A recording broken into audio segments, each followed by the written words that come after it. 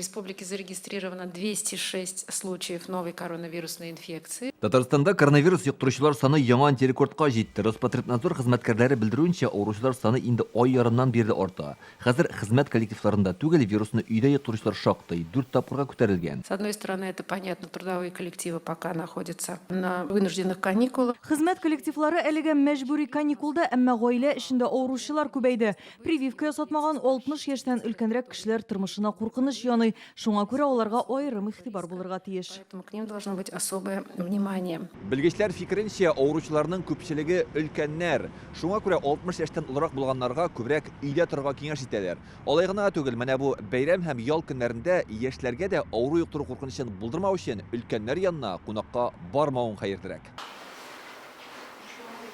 Бүтән өмет вакцинада ди белгечләр. Ял атнасы прививка ясатырга менә дигән вакыт. Республикада хәзер моның өчен 170 пункт эшләй. Вакцинаның беренче дозасын 1 миллион 600 меңнән артык кеше алган. Икенче компонентны 1 миллионнан күбрәге. Кабат прививка ясатырга теләүчеләр дә бар. Моның өчен Спутник V һәм Спутник Light сайларга мөмкин, тик Спутник Light'ны көтәргә туры киләчәк.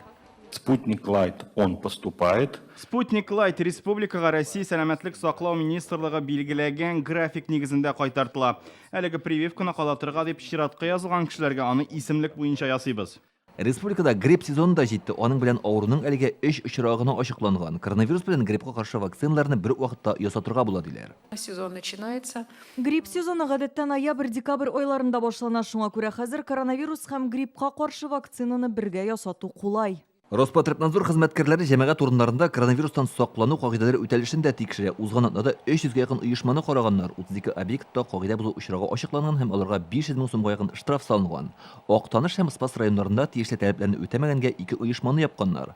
10 ноябрьдән контроль тагын да көчәйтелә. Коллективларда хезмәткәрләрнең беренче компонент вакцина сатуын тикшерә башлыйлар. Илдар Сафиуллин, Данил Филатов, Яңа Гасыр каналы.